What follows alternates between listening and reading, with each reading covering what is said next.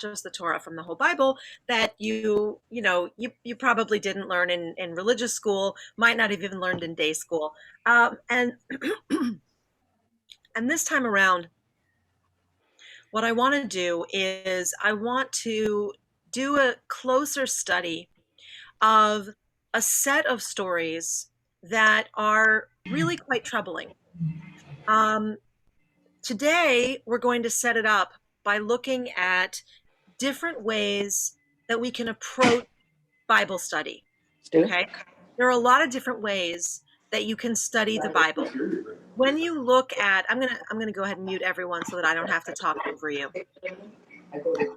because you remember that last year I had a period where I couldn't talk at all, and I've relearned how to talk, but my voice is a little quieter.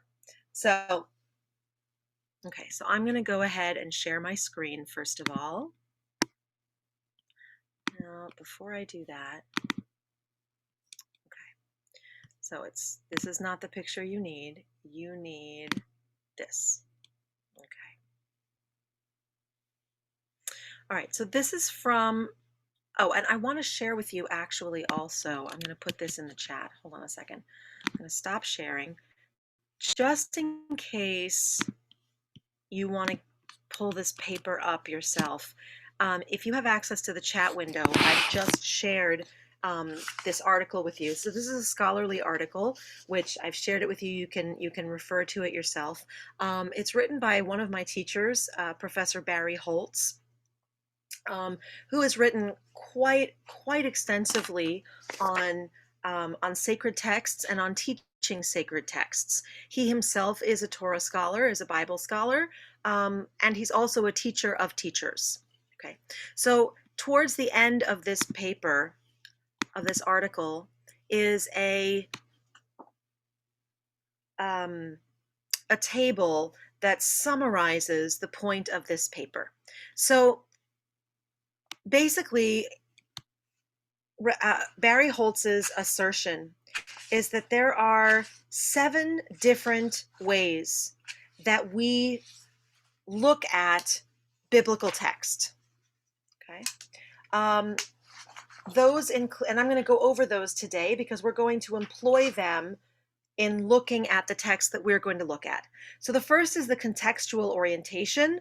There's contextual, literary criticism, in Jewish interpretative, moralistic, personalization, ideation, Bible leads to action, and finally just decoding and translation. So I was sharing my screen and the share got canceled, right? You don't see the share? Okay, so let's go back to sharing my screen. Okay, so the contextual orientation is one of my favorites. Okay, contextual orientation basically says when you're reading a biblical text, you have to remember to look at the text from the point of view of the people who received the Torah. Okay, one of the proponents of that is Sarna, who has written a lot of biblical commentary, and as one of my teachers used to say, you cannot study Torah from a 21st century lens. Okay, you have to ask the questions: how would people in biblical times have understood these texts? Okay, and then what you can do is you can go to other Near Eastern context, ancient Near Eastern context, to look and see, like, how did people live at that time? What was normative at that time? So I'm going to stop the share for a moment. So when you come across, for example, the binding of Isaac, right? We're not going to be talking about the binding of Isaac, so I can use that as an example. When you come across the binding of Isaac, you cannot say about Abraham, what the heck were you thinking? You're going to sacrifice your child? That's bananas! And the reason you can't say that is because child sacrifice was a thing at that time, right? Similarly, when you do the math and you find out that Sarai was 9 years old when she was married to Abraham, you don't look at Sarai's father and say, what were you thinking? Because that was normative, right? So that is kind of my fallback, is to say, what's normative at that time, right? If they didn't, you know, the world was created in 7 days, right? Big Bang! Hey, come on! Okay, clearly, way before the Big Bang was understood. So, my father actually, it's so interesting. I I actually thought, I didn't even realize Jews actually understood that the earth revolves around the sun long before, like by biblical times, there was already a Jewish understanding of the constellations, that the earth wasn't in the center of everything. So sometimes we don't know terribly well what the biblical lens is, but it's important to recognize that it is really different from our lens. Okay? So that's the first example. Going back to sharing my screen.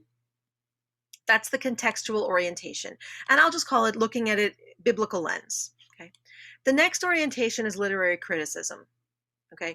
I don't use this too much, but one can certainly use it, right? You're using tools of modern and postmodern literary criticism, applying them to the Bible, right? This is very, very academic, right? People who use this are Alter and Greenstein. Sometimes you'll see it in textbooks. So, it's a close reading of the text, attention to detail, paying attention to who is speaking, and is it recognizing when it's poetry, recognizing type scenes, recognizing leitmotifs, picking up on repeating words and phrases and roots, to understand more about the biblical text. This, I think sometimes I use this without even realizing that I'm using it. I'll use this a little bit. My main orientation when I'm teaching is almost always the contextual orientation, the one we just talked about before, the 21st century lens, getting rid of those glasses. I do like to see, I'll use literary criticism to see structural similarities between texts and saying, for example, if the same language is used in two different stories, I will say the author of the Bible clearly is linking these two stories by using the same verbs, right? Or by using the same poetic structure, right? That for me is a supporting way to look at biblical text. Okay, the next one is the one you're going to see most often in shul. Okay, and that is what we call parshanut, the Jewish interpretation orientation, right? So what have all of the rabbinic ancestors said about this text? Okay, now the nice thing about that is that this is Jewish bread and butter. Okay, what does Rashi say? What does Maimonides say? What does Nachmanides say? What does Ralbag and Reish Lakish and all of these guys? What do they say, right? And then we take it a step further and we say, how do we make sense of the conflicts between the interpreters? Because they don't agree with each other, okay? One guy, Ibn Ezra, is always going to be like a voice out there different than everybody else, right? There's going to be more than one way to look at many, many, many of the texts, okay? And so when we look to our rabbis to understand what's happening, we're going to get lots of different points of view, and that can be really helpful. Okay? It can also be really difficult, but it can be very helpful. I'm going to pause. Does anybody have any questions yet? Cool. Okay. Back to sharing. Okay. So, one thing I hope that you're getting from this conversation, pause, is that there are many ways to look at the biblical text, and you don't have to rely on only one. Okay? I think it's really important, frankly, to bounce back and forth and use as many of them as you can. Because the more tools, these are tools, right? These are all different glasses. These are all different tools.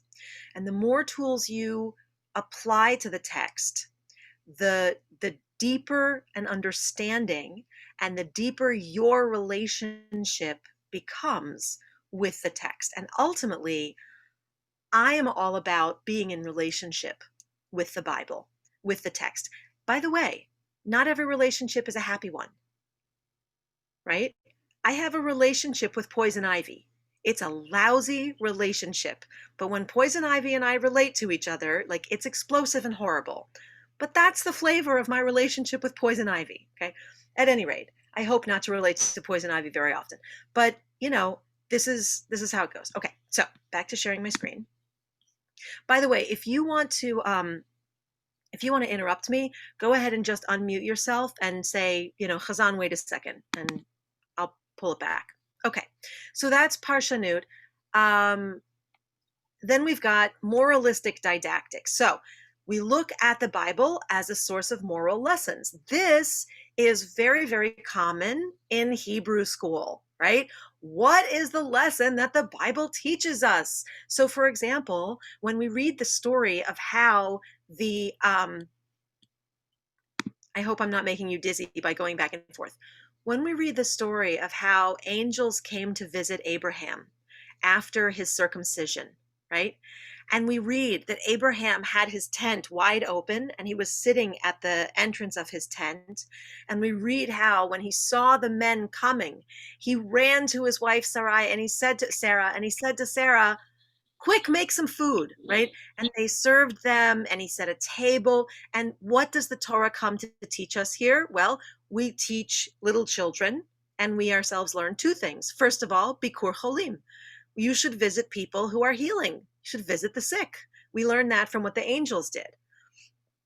And the second is hachnasat orchim, what Abraham did for them, that when guests come to our home, first of all, we should have an open home. Our home should be ready to receive guests. And when they arrive, post-corona, we should quickly set a place for them and we should make them feel welcome and we should put out, cakes and coffee and what have you. And, go slaughter your best goat. And no, I wouldn't suggest that these days. Right, 21st century lens, right? No goats, coffee cake. So that's this moralistic idea. And by the way, I could name, and I think this table that we're looking at, and I've shared it with you. It's in the paper that I shared with you in the essay. It suggests different books that use these different techniques.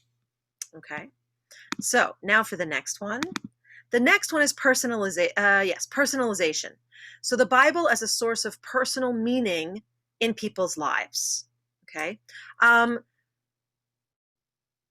there is a method of studying Torah which I share with bar and bat mitzvah kids, right? I say to bar and bat mitzvah children when they're writing a sermon, when they're writing their bar and bat mitzvah speech, I say to these children,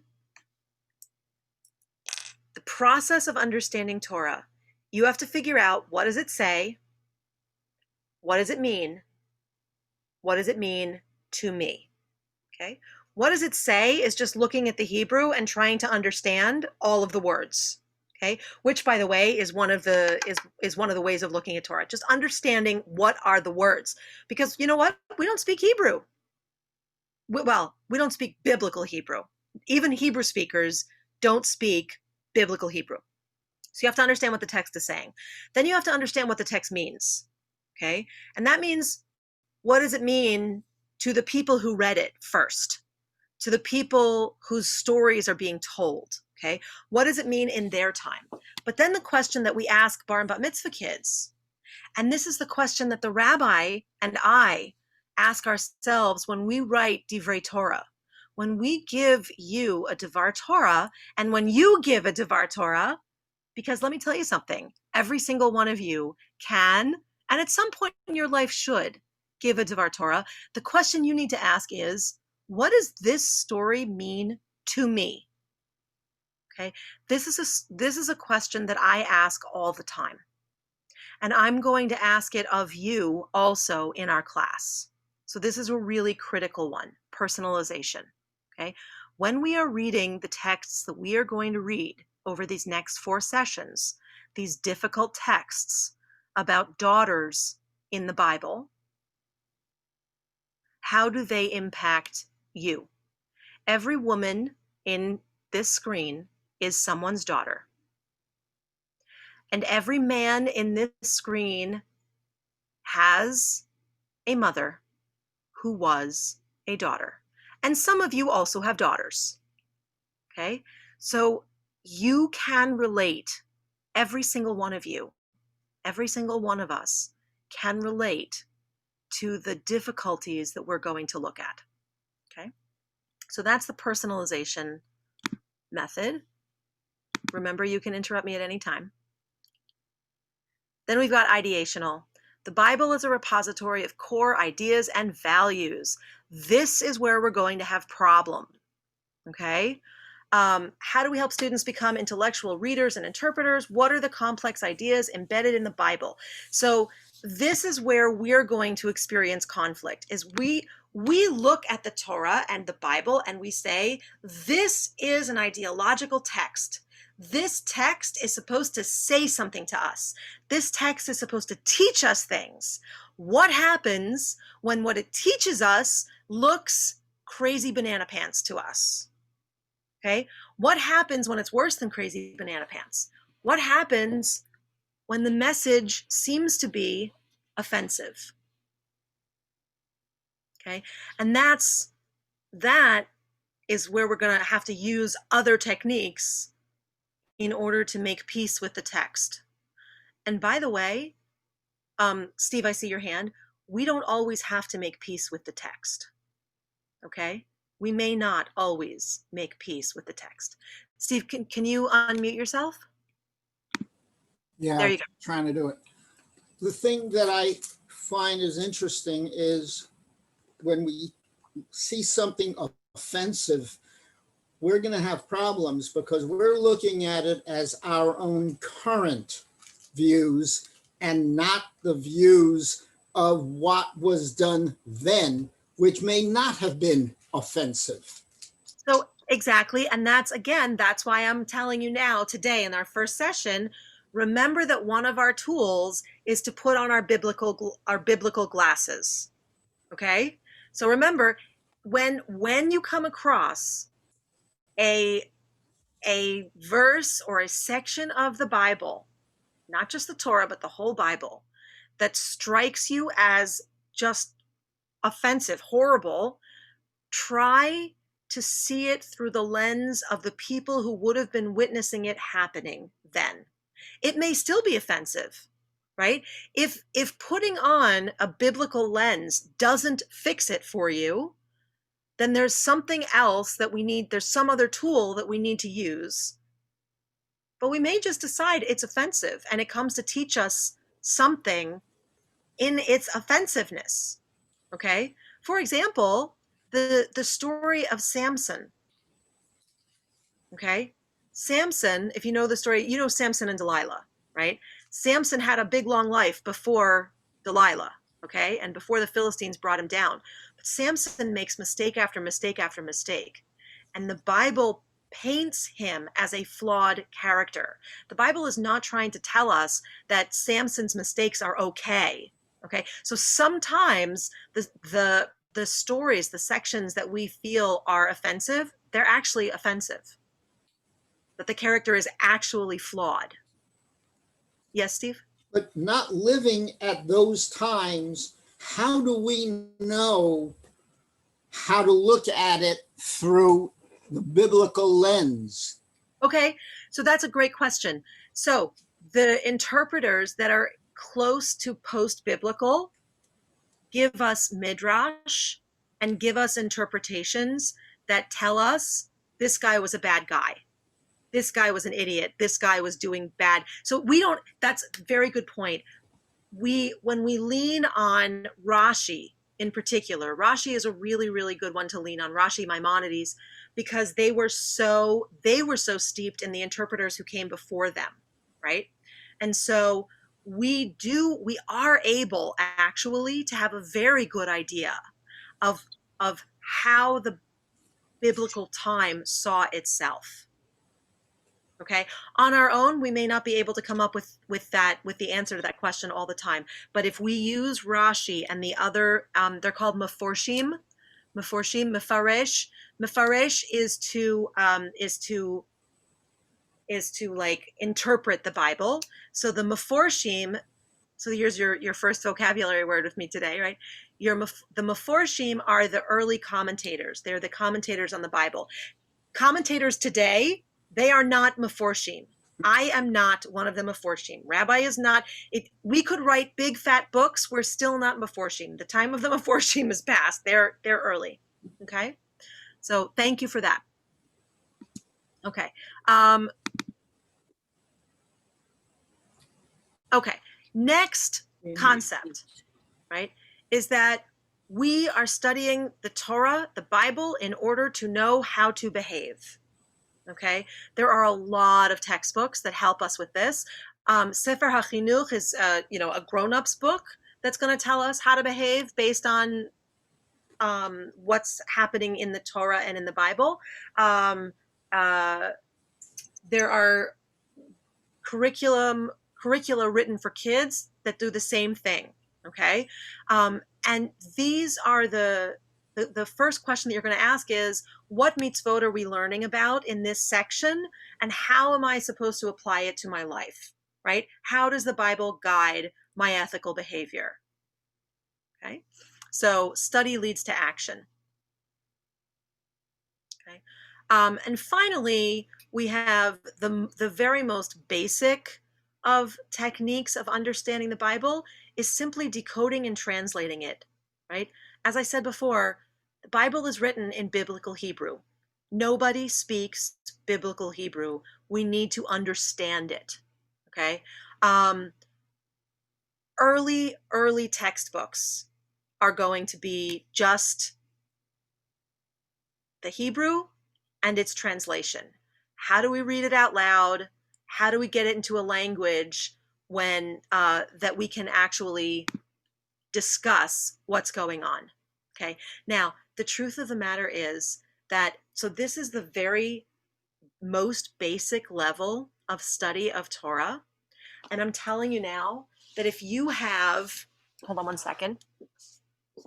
If you have if you have an Eitz Chaim on the one hand, and on the other hand, here, wait a second, I'm going to bring my computer over here. I have an entire shelf. This shelf is all the Torah. It's all the Bible. Okay. Now this one is just Hebrew. Okay. When I open this one up, hold on a second. When I open this one up, it's like show and tell in my office. This is just the Hebrew text. There is no commentary in here. Okay, it's just the biblical text. And actually, I just told you a lie. There is commentary in this. I have to explain that. This is actually the one that has no commentary. All right. This is a tikkun. All right. When I show you a tikkun, I don't know, can you see this? No, not so well. All right. On this side, one column is the text of the Bible with vowels and trope. That's how to sing it. And here is the text as it's actually written. There are no vowels and there is no trope. The very first level of interpretation of the Bible is the addition of vowels and tropes. The trope is how to sing the Bible, right? How to sing the Bible. And that is the very first level of commentary, right? Because I can write a sentence, let's eat mom.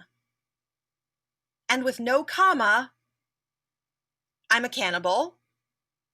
And with a comma, I'm suggesting that my mother and I should sit down and have a meal together, right? That comma is an addition later. The Torah is written without any commas. Okay, so that's the very, very most basic level of interpretation. And every Jew accepts it. Okay. No one says, well, I don't like the way this is done, and so I'm gonna get rid of the tropes. Right? We all accept the tropes. They are really, really, really ancient. Okay. But if I open up, for example, I have a translation by Everett Fox. Okay. And I have the Stone edition, which is the Art Scroll edition. Okay. And I'm going to bet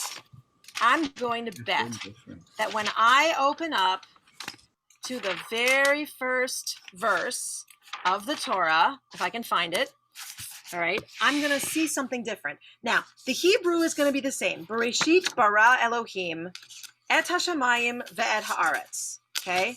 But the way that Everett Fox understands that is going to be very different. Hold on a second. Here we go. Okay. The Orthodox Bible says, in the beginning of God's creating the heavens and the earth. In the beginning of God's creating the heavens and the earth. This text says, at the beginning of God's creating of the heavens and the earth. At the beginning. Hold on. You know what I'm getting at, right? This one is not what I want. How do you know it usually? Looking for. In the beginning, God created, right? So it can be, hold on a second.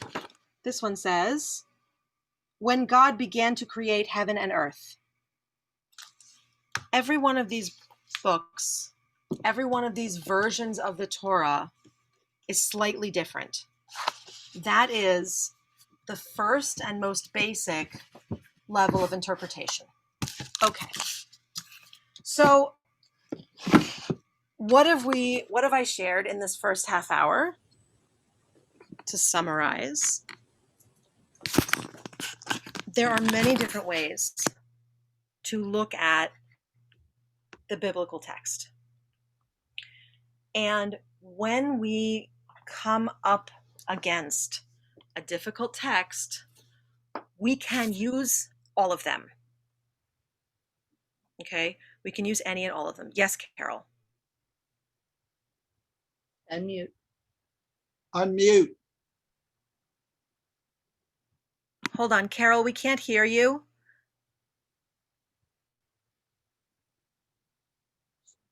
Go ahead. Good. Now you're okay. Can you email us a copy of that chart? That would be really helpful, because I think the different ways of studying the Bible that you're putting out really makes sense to me. Amy, I gave you the link. So if you will email, okay. So Carol, Amy is going to send the link to to an article, to an essay, and this chart is at the end of the essay. Okay.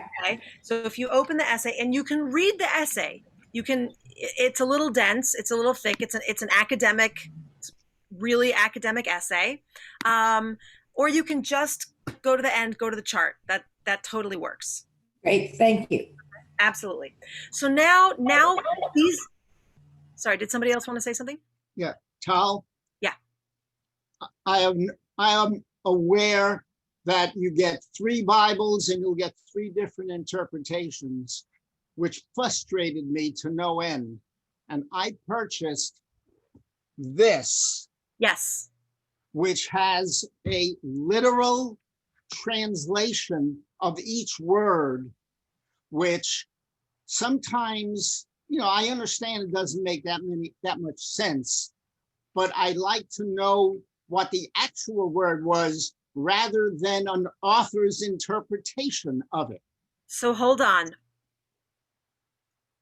I hear what you're saying, but okay, so first of all, two things, everybody. One, what Steve held up is a linear, an interlinear translation of the Chumash, right? And it means that there's a line of Hebrew, and immediately underneath it is the line of English that says what each word means. It lines up like that. Okay, so it's not as easy to read in English, but it gives you a direct translation of each and every word. Okay, but Steve, I have bad news for you. Many words have multiple meanings, and you have idioms also. Okay, so the problem is that book is not quite what you hope it is. There is still other ways to read it. And it's frustrating, but it's true. And that's why it's meaningful to have more than one. But go ahead. Yeah, I understand that there's idioms, but this is the closest thing that I have found to at least give me a basic word. Yes. Rather than an author's interpretation. No, see, that's but the problem. But this is also an interpretation. Yes, good. So what that book does the bottom of our chart, the decoding and translating orientation, that book is all about the decoding and translating orientation, okay? But it too is still a level of interpretation. Once you're out of the Hebrew, the best thing that we can do, the very best thing we can do is we can become biblical Hebrew scholars. Once we are biblical Hebrew scholars, then we can actually study it in biblical Hebrew, but we're still going to have to argue about what the different stuff means because we're 21st century biblical scholars. So, I mean, halavai that we should be 21st century biblical scholars. Understood. Okay. Anybody else want to ask any questions or share thoughts before we jump into our text? Okay, marvelous. So now I'm going to go. All right, so we are going to start off in Breshit, chapter 19, verse 1. Okay, I'm in Sepharia, and I did not create a source sheet. I'm just using Sepharia. We're going to do it just in English so that we can read it nicely. And I would love to invite anybody who would like to maybe do some out loud reading. And, oh, Jill Goldstein, you just touched your eye. Would you like to read out loud, Jill? Put my glasses on. Perfect. The two angels arrived in Sodom in the evening as Lot was sitting in the gate of Sodom.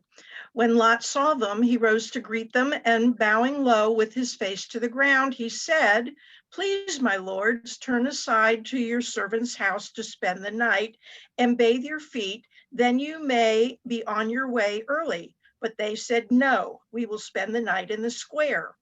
But he urged them strongly, so they turned his way and entered his house. He prepared a feast for them and baked unleavened bread, and they ate. Okay, wait a second. By the way, I'm pretty sure that this is evidence that unleavened bread is actually pita and not matzah. Right. Right? And certainly in this case, because who makes matzah for your guests? That's just terrible. That's not kind at all. Okay, so I have a feeling this story is not unknown to any of you. You all know this story, okay? Just so you know where to orient yourself, we are going to be focusing on the story of Lot's daughters, okay? So as Jill is reading, pay attention to what's happening with Lot's daughters, okay? And if you can, think about them from every different character's perspective. Okay, you can think about the daughters from Lot's perspective, from the perspective of the angels, from the perspective of the townspeople, from the perspective, any perspective you can think, from God's perspective. Okay, okay, Jill, continue, please. Okay, they ate. Thank you. They had not yet lain down when the townspeople, the men of Sodom, young and old, all the people to the last man gathered about the house. And they shouted to Lot and said to him, "Where are the men who came to you tonight? Bring them out to us that we may be intimate with them." So Lot went out to them to the entrance, shut the door behind him, and said, "I beg you, my friends, do not commit such a wrong. Look, I have two daughters who have not known a man. Let me bring them out to you, and you may do to them as you please, but do not do anything to these men, since they have come under the shelter of my roof." Okay, so hopefully in this moment, you're all going, "Ah!" Okay, continue, please. Okay. But they said, "Stand back. The fellow," they said, "came here as an alien, and already he acts the ruler. Now we will deal worse with you than with them." And they pressed hard against the person of Lot and moved forward to break the door. Okay, so just to clarify what happened here is that all of the men of Sodom are now look at Lot and say about him, they say to each other, like, this guy is not one of us, and he's telling us what to do, right? Okay, go on. But the men stretched out their hands and pulled Lot into the house with them and shut the door. Okay, so there's a couple of different groups of men, right? There's the men here in verse 9 who are outside, the Sodomites, and there are men here inside, the angels. Right. Okay, all right, going on. Okay.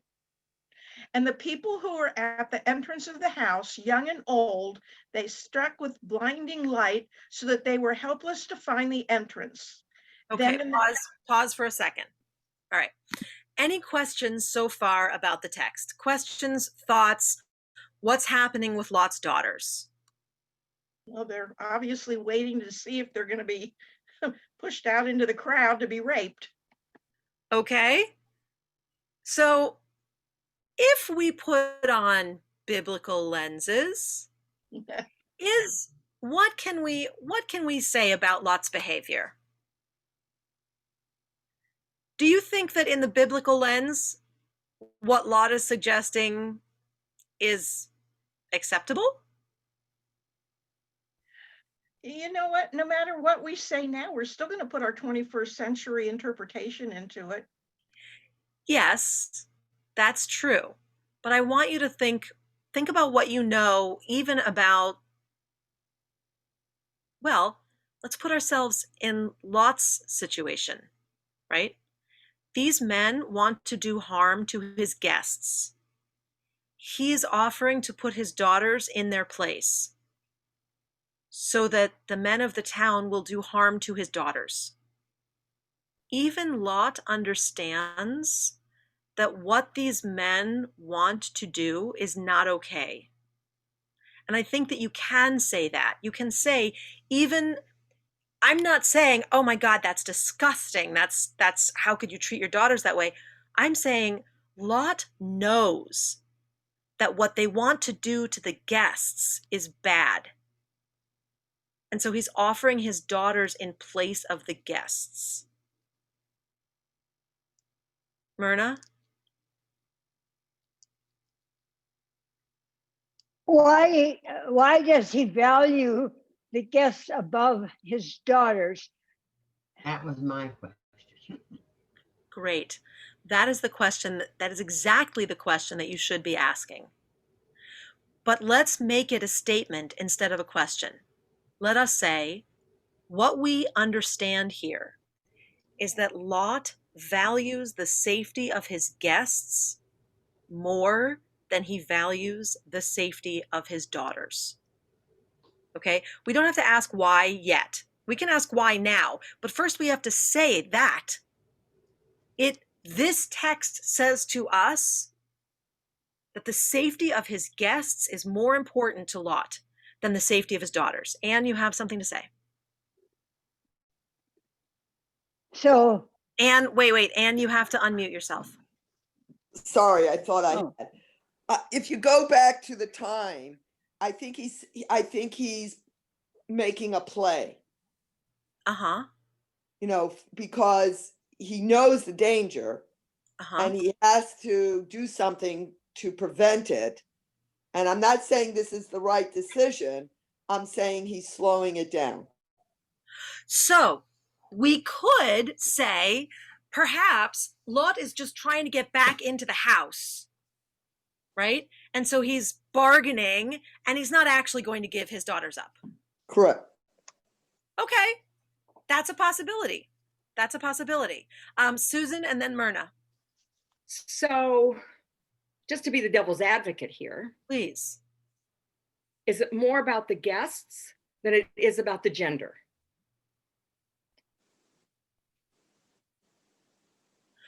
Interesting question. Because as we know, the men of Sodom don't really care who they lie with. Right? So are you saying if he had sons, perhaps he would have offered up his sons? Yeah. But he doesn't have sons. Okay. So that's interesting. Perhaps that it might be. But the fact of the matter is that the text gives us girls. Right? Which matters in the second part of the story. We've only touched the first part of the story. Okay? And actually there are going to be 3 parts of the story. It'll matter in the third part of the story. But so let's hold on to that. Okay? Maybe. Myrna is next. let's look at the biblical text in the eyes of the people at the time. Yeah. Women were not very important. It was really a male-dominated world. Right. So the daughters were all he had to offer in exchange. And they didn't matter anyway. Even though they were his daughters, they were still women, always of less value than the men. Okay, perhaps. And I would take that and I would also say, what in the biblical time is a father's responsibility for his daughters? Dowry. A dowry. Right? He's got to get them married off. Now, the fact of the matter is that once the town destroys his daughters, he's not going to get that. They'll be no good. Right? He won't get that. So if I look at it that way, right, he's not doing anything smart here. Okay? And so I might say he was afraid for his life. And at best, he's being selfish. And instead of defending his home, he's offering up his kids, in which case I really want to go with Anne's idea that he's making a play for time, right? I really want to believe that instead, okay? And I have to tell you, Anne, kol hakavod, I never thought about it that way. It never occurred to me, because I'm so unhappy with the way Lot behaves here, it never occurred to me that, like, of course he wasn't going to go through with that. Well, it's sort of like the Akedah. It is sort of like the Akedah. Perhaps I'll offer up and then God will stop everything, and it won't happen, right? This terrible thing might not happen. And perhaps, right? Okay, so let's see. Let's go back to the text. Are there any other comments? Yeah, Stephen. So, perfect timing. Perfect timing. Perfect timing. So Lot is a stranger in the town. He's not a townie. He comes from the desert, maybe. He comes from the culture that says. Yeah, he's been there for some time. That says hospitality is absolutely mandatory.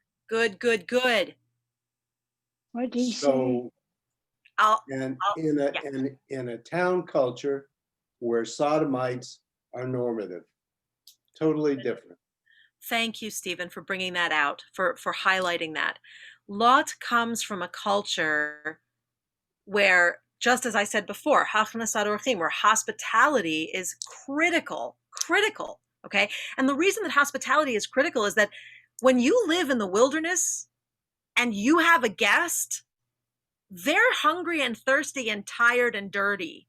And the first thing you need to do is refresh their soul so that they can be, okay, so that they can survive.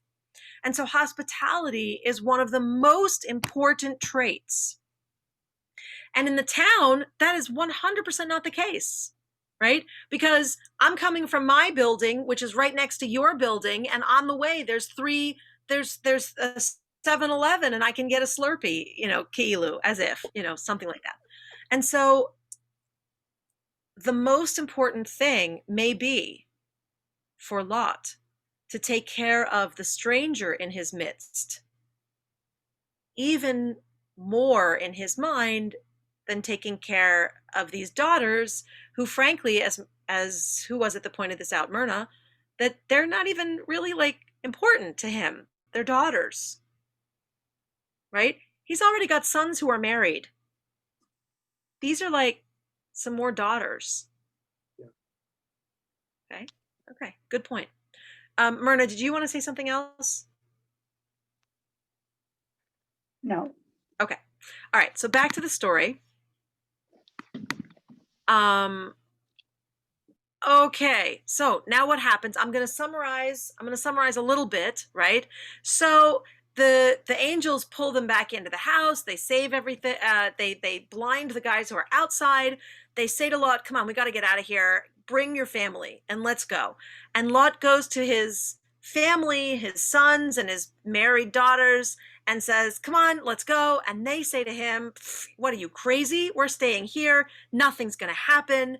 And the angels say, "Let's go. Take your 2 daughters who are not married. Take your wife. We're getting out of here." So they flee. Of course, the wife looks back. She gets turned to stone. The angels say, "Let's keep going." And Lot says, "Please, there's a little town over here. Can we live in this little town?" And so they go to this little town, Zoar, and Lot and his 2 daughters settle in Zoar for the night. But in the morning, they see the destruction of Sodom and Gomorrah, okay? And all of the entire plain of Sodom and Gomorrah. And, I had things out of order. This is where the wife turns into a pillar of salt. And we're going to start reading again at verse 30. Hold on a second. Before we start reading again, can I have a volunteer? Who would like to read? If I could see a hand. I'm relieved of duty. Bev. Okay, so Bev, you're going to be next up. Myrna, you'll read after Bev. So first of all, I just want to kind of like plant the mindset for you, okay? Is that they were in a little town and they saw this destruction, utter destruction, okay? And they got so scared that they felt that every town is going to get destroyed like this. And so Lot and his daughters run away into the hills, okay? They believe that every place is going to be destroyed. And in fact, we're going to start at 30. Bev, will you please read for us at 30? Yes. Lot went up from Zoar and settled in the hill country with his 2 daughters, for he was afraid to dwell in Zoar, and he and his 2 daughters lived in a cave. And the older one said to the younger, "Our father is old, and there is not a man on earth to consort with us in the way of all the world." Okay, so I just want to share with you, I want to dwell on that line for half a second. They believe that they are the last 3 human beings left on the planet. And that's really important, okay? And the text illuminates that to say these 2 girls believe that their father is the last man on earth. Bev, keep reading, please. "Come, let us make our father drink wine, and let us lie with him, that we maintain life through our father." That night they made their father drink wine, and the older one went in and lay with her father. He did not know when she lay down or when she rose. The next day, the older one said to the younger, "See, I lay with father last night. Let us make him drink white wine tonight also, and you may go and lie with him, that we may maintain life through our father." That night also they made their father drink wine, and the younger went and lay with him. He did not know when she lay down or when she rose. Okay, three Thus, more lines. thus the two daughters of Lot came to be with child by their father. Okay, pause there for 1 second. Okay.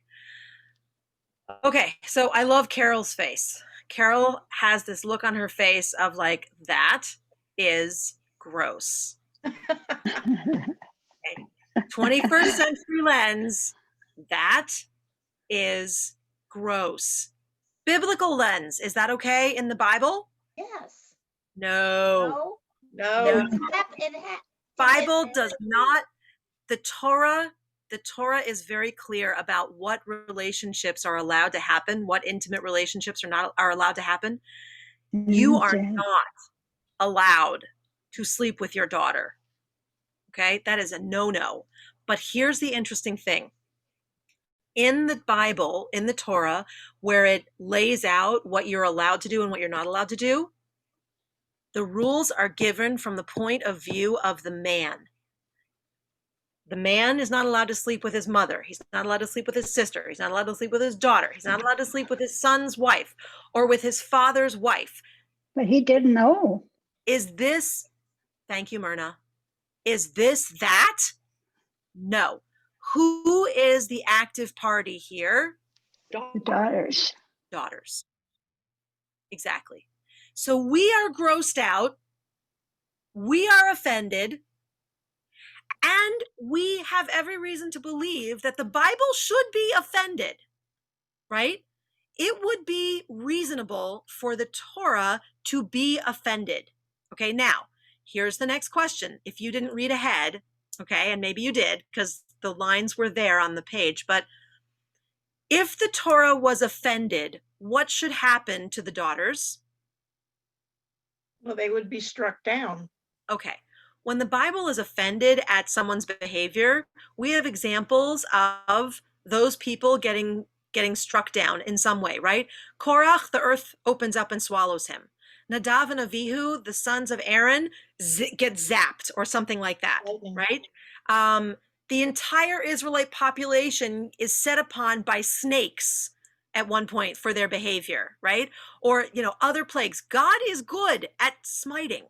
Right? God is particularly talented at killing people who do the wrong thing. Okay? So these girls, let's see what happens next. Myrna, will you read the last 3 lines, 36, 37, 38? Thus the two daughters of Lot came to be with child by their father. The older one bore a son and named him Moab. He is the father of the Moabites of today. And the younger one also bore a son, and she called him Ben-Ammi. He is the father of the Ammonites of today. Okay. Is having children, this is a trick question. Is having children a punishment? No. No. In the Bible, having children is the Blessing. top blessing. The top blessing. And by the way, sons, no less. Sons. Question. Did they have to have sons? No. They didn't have to have sons. They could have had daughters. Right? They have sons. That's a bracha. So what is the Bible implicitly telling us about their behavior? The children It should. was good. It was good. They did a good thing. The Bible is good. And not only did they have sons, but the Torah is telling us they had the ancestors of a people, right? The Moabites and the Ammonites. By the way, we have problems with both the Moabites and the Ammonites later. Okay? So they did okay, right? What they did was all right. but maybe not entirely all right. Anne and then Susan. So going back to the first discretion and God's will, none of this would have happened. Hold on. What are you calling the first discretion? When he was going to give his daughters up. Ha ha. Good. So you have to go back to the beginning to get to the end. Yes. Thank you. Exactly right. So Lot was going to give up his daughters, and had he done so, the end would never have happened, right? So what this story pulls out, so first, I don't want to say anything more until Susan has her chance to speak, but yes, exactly right, Anne, and we are going to look at the end with the beginning in mind. Susan first. What you said just a few minutes ago was that the laws in the Torah, there are laws that how a man behaves and who he sleeps with and who he doesn't. Didn't he wonder? Hello? Lot? Yeah. Very good. Very good. Yeah. Okay. 9 months later, Lot's going, wait a second. Are these immaculate conceptions? What a good question. And the text, this is it. Like the text doesn't go back to the story of Lot and his daughters. Okay? It's a blip and it's done. Okay? So first of all, had Lot has got to be seriously confused, Susan. Right? And that's one of those questions where it's like, I could imagine as a father, you're like, do I want to know the answer to this question?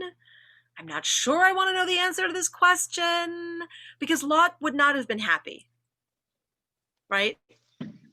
One of the things that I was taught by one of my very, very favorite teachers, Diane Sharon, who teaches, she's a Bible teacher. She said, sexual indiscretion by men is never rewarded. In the Bible, sexual indiscretion by women is always rewarded. When women use sex when women use sex, I'll just put it that way. When women use sex in the Bible, they are rewarded. It is a reversal of power. It is a strange upending of the male-female relationship for biblical times. And it is not punished. That's fascinating. Because it is fascinating. It truly is fascinating. Right? And it's something that bears remembering for what we are going to be studying these 4 weeks. I am out of time officially, but I'm going to, whoever wants to stay on for another couple of minutes, please do. To wrap up with Lot's daughters, right? What I want to share is that Lot treats them in a way that is not surprising if you wear those biblical lenses, that the girls are chattel. Girls don't have the same, they don't have any power. In order for the girls to have any power at all, they have to get their father drunk, right? The only way, by the way, for women to use sex is by trickery, okay? Because women don't have the power, okay? So they use trickery, they get him drunk, they get pregnant, and God rewards them with sons, and with sons who establish people. Bev, your comment, and then I'm going to share with you what I'm going to share for the rest of our times together. I may be wrong, and I'm thinking about later in the Bible, I guess, with the idea that if a man and a woman don't have children and the male dies, that the brother, if there is one, has to marry her to perpetuate that line. Yes. Can this be something of the same, what we just read, or not? Is this? I don't know how I could bring those two pieces together, because again, the woman in that second scenario, in the scenario that you taught about the brother, she's still just, property, basically. Because that's why I said that this was okay, because I was thinking about that, and they were trying to perpetuate a line. Yeah, but the thing is, that's still actually that's still a legal pairing. Okay. A brother taking his brother's wife after the brother has died, like that's a legal pairing. This is illegal pairing. This is incest. There's no two ways about it. This is incest. It's not okay. Right? Okay. But what I want you to see, what I also want you to take home is the way that Lot treats his daughters, which is to say, he does not protect them. He offers to utterly remove his protection of them. And in return, they abuse him and they are not punished for it. Okay. And I think that's really important. Okay. Next week, in the weeks to come, we're going to be looking at Rachel and Leah and how they are treated as daughters. We're going to look at the story of Dinah. We are going to look at Tamar, who is the daughter-in-law of Judah. We're going to look at the daughter of Yiftach, who's in the book of Judges. We're going to look at Michal, who is Saul's daughter in Samuel. We are going to look at Tamar, who is one of the daughters of David, of King David. And we are going to look at Ruth. Ruth is the adoptive daughter of Naomi. Okay, so we are going to look at how these daughters are treated in the biblical text. And my challenge to you, by the way, is if you want, are there other daughters in the Bible who you can think of who I didn't include in that list? Okay. And if there are, if you can, if you want me to take a look at kind of how they are and is there any way to include them? I'm hopeful that we'll have time. 1, 2, 3, 4. So I think if we are able to cover 2 sets of girls at a time, we'll make it in the 4 weeks. Okay. So that is my goal. Thank you so much for being here, everybody. And if you want to stay on and ask any questions, I have a couple of minutes I can stay. Yasher kol, Hazzan. Thank you. Ah, Thank you. Yeah, thank you so much, my friends. Thank you. Everyone have a good day. Thank you. Awesome.